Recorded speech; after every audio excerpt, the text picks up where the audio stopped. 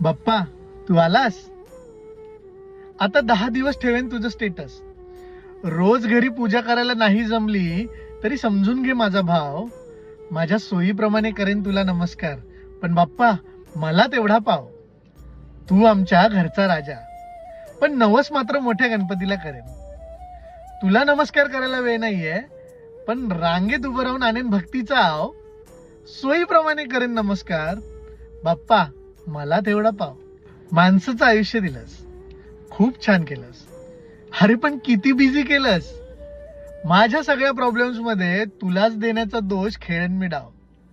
सोयीप्रमाणे करेन नमस्कार, बाप्पा मला तेवढा पाव.